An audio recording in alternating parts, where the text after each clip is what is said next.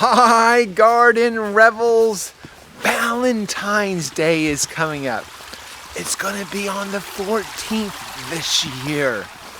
And with that, it reminds me of a particular ride in a school bus. Coming up.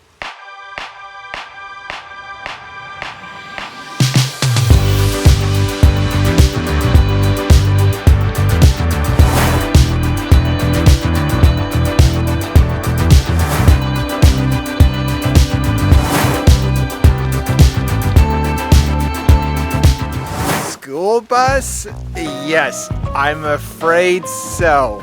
But a little bit background before we hop on the bus.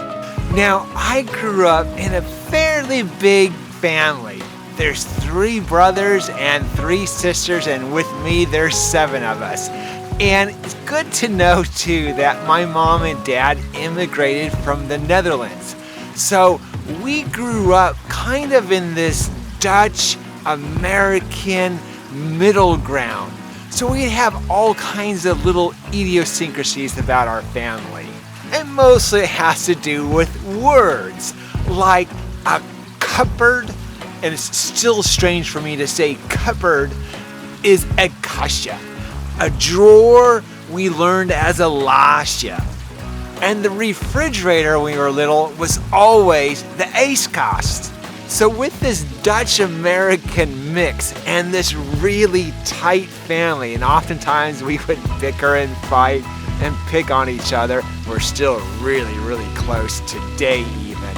But we never learned, I want to say, some really important social graces, like we never learned to say, I'm sorry, or pardon me. We would just say, what? What? What? So fast forward to middle school. My sister and Jackie, we were pretty close in age and we would ride the bus together. I was in middle school and she was in junior high. I would sit in my part of the bus and Jackie would sit in her part of the bus. But for some reason, one morning I decided I want to sit back in the back of the bus where the cool kids were. So I got on the bus and kind of sat near my sister in my own separate seat. But on the later stops, the other popular kids came in, and that pretty much consisted of my sister and Kathy Bielen and Tracy Klein and Terry Ringo.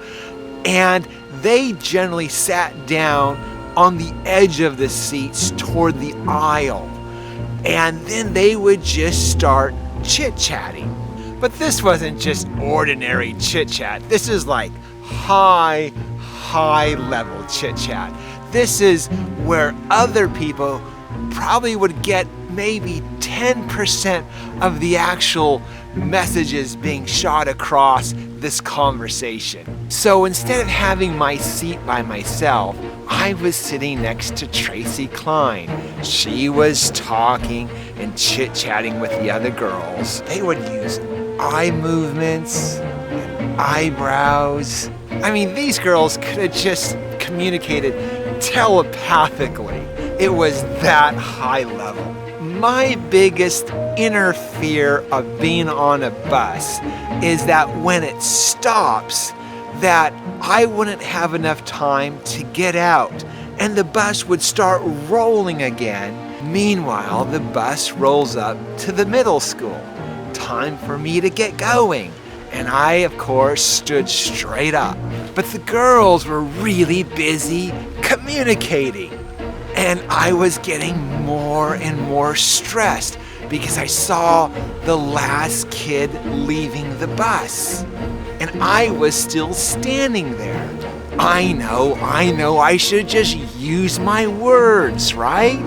But I didn't have the words. I didn't know how to say, excuse me.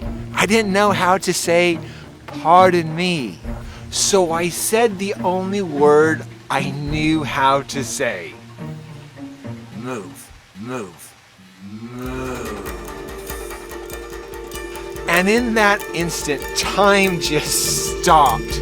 I wanted to rush out to the aisleway and down toward the door, and instead I just felt this flush of heat come on my face because all of the girls suddenly stopped talking. Yet I could tell they were still very much communicating. I could feel my armpits almost just blasting out steam, and the entire experience just burned into my psyche. Having said that, I never sat at that part of the bus again. So why am I telling you this story? It's because on this Valentine's Day, in case you don't have the words like I didn't have the words, it is very possible to use plants to do the talking for you.